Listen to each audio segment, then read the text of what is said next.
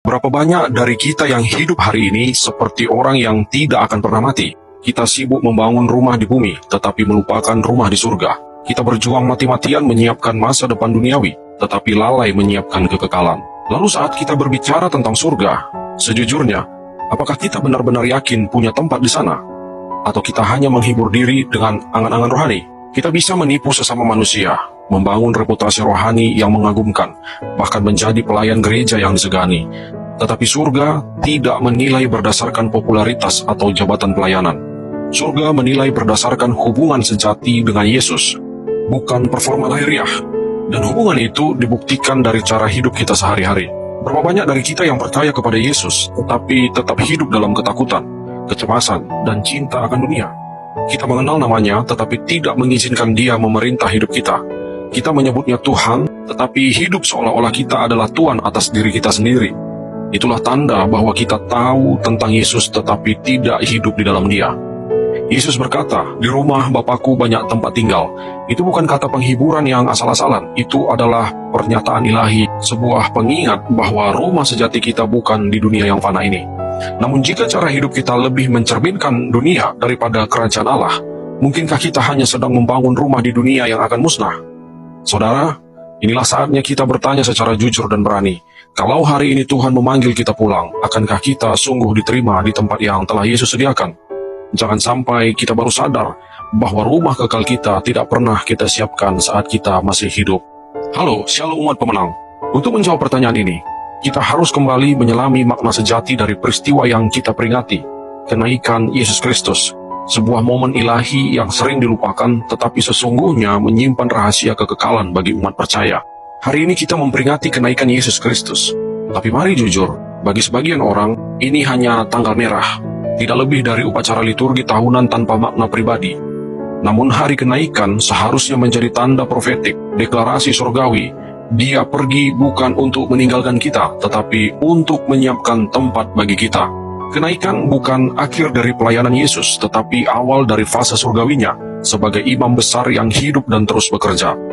Ia tidak naik untuk duduk santai di sebelah kanan Bapa, tetapi untuk memperjuangkan keselamatan kita sampai akhir zaman.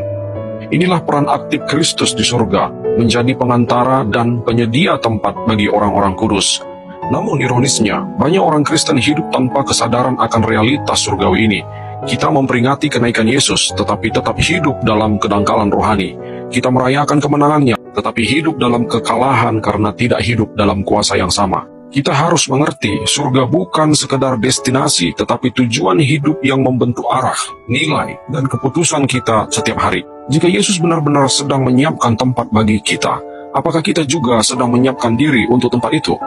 Hari kenaikan seharusnya menjadi peringatan keras bahwa kita bukan warga dunia ini. Kita adalah pendatang dan perantau. Dunia ini bukan rumah, hanya tempat persinggahan. Maka jika kita terlalu nyaman di dunia ini, mungkinkah kita sedang tersesat dari tujuan kekal kita? Lalu apakah sebenarnya yang dimaksud Yesus dengan di rumah Bapakku banyak tempat tinggal? Mari kita gali lebih dalam firman-Nya untuk menemukan kebenaran yang mengubah hidup. Di rumah Bapakku banyak tempat tinggal. Yesus menyingkapkan kemurahan Allah yang tak terbatas, bahwa tidak ada satupun yang akan tertinggal asalkan mereka percaya dan setia.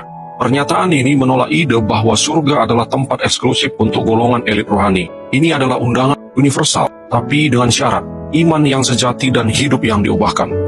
Tempat itu disediakan tetapi tidak dipaksakan. Surga bukan hadiah otomatis, ia diberikan kepada mereka yang sungguh-sungguh merindukan Tuhan lebih dari dunia. Yesus berbicara sebagai anak yang mengenal rumah Bapa. Dia tahu berapa banyak ruangan yang ada, karena dia berasal dari sana.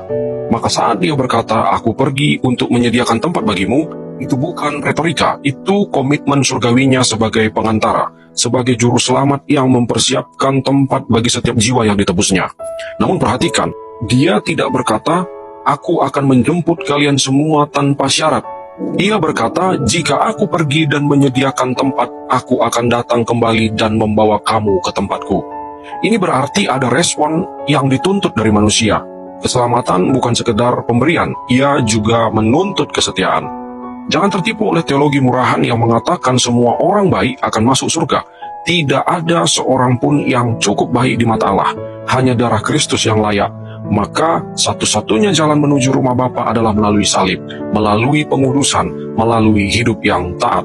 Karena itu, mari bercermin, jangan hanya memahami ayat ini secara teoritis, tetapi biarlah ia menjadi alarm yang membangunkan hati kita yang tertidur. Apakah saudara hidup seperti orang yang sungguh-sungguh menuju surga? Jika saudara sungguh percaya bahwa Yesus sedang mempersiapkan tempat bagi saudara dan saya, maka hidup kita seharusnya mencerminkan kerinduan akan tempat itu. Tapi jika hidup kita penuh kompromi, dosa tersembunyi, atau cinta dunia, maka sesungguhnya kita sedang menjauh dari tempat yang dijanjikan itu. Apakah saudara sudah membuang dosa-dosa saudara atau masih berkompromi dengan dunia? Tidak ada tempat untuk dosa dalam rumah Bapa, maka jangan berharap untuk tinggal di tempat yang kudus jika saudara dan saya masih menikmati kenajisan dalam hati dan hidup kita. Pertobatan bukan opsional, itu syarat mutlak. Apakah Yesus menjadi jalan kebenaran dan hidup saudara secara nyata? Bukan sekedar pengakuan mulut, tetapi gaya hidup. Apakah keputusan, prioritas kita, dan impian kita dikendalikan oleh firman-Nya? Atau kita masih hidup menurut hikmat dunia? Apakah saudara membangun hidup di atas dasar kekekalan atau hanya kenyamanan fana? Kita bisa sukses secara dunia, digagal secara kekekalan. Mari ukur hidup kita bukan dari pencapaian sementara, tetapi dari nilai-nilai kerajaan. Apakah saudara sungguh siap jika Yesus datang hari ini? Banyak orang mengira mereka masih punya waktu, tetapi kembalinya Kristus bisa terjadi kapan saja. Pertanyaannya bukan kapan dia datang, tetapi apakah kita siap saat dia datang. Kini setelah kita merenungkan semuanya, mari kita simpulkan dengan tegas dan jelas siapa yang sebenarnya sedang menuju rumah Bapa. Sebagai kesimpulan dan penutup bagi kita semua pada hari ini, Yesus telah naik, tempat itu sudah disediakan. Tetapi pertanyaannya bukan apakah surga ada tempatnya. Pertanyaan sebenarnya adalah apakah saudara dan saya benar-benar menuju ke sana. Karena tempat itu tidak diberikan kepada yang hanya beragama, tetapi kepada yang benar-benar mengikut Kristus dengan segenap jiwa. Kita tidak diselamatkan karena tahu teologi, kita diselamatkan karena hidup dalam Kristus dan Kristus hidup di dalam kita. Kita tidak masuk surga karena kita aktif di gereja, tetapi karena kita bertobat dan hidup benar. Jangan biarkan peringatan kenaikan Kristus ini lewat tanpa makna. Biarlah ini menjadi lonceng surgawi yang membangunkan jiwa kita. Tempat itu ada.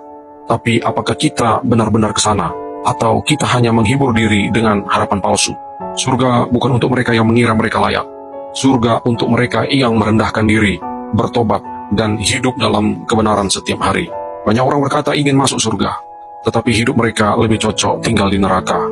Yesus datang mempersiapkan tempat di surga, tetapi iblis juga sedang mempersiapkan ruang bagi orang-orang yang bermain-main dengan iman.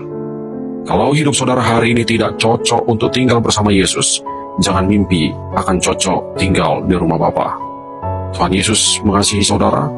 Selamat memperingati hari kenaikan Tuhan kita, Kristus Yesus. God bless you all.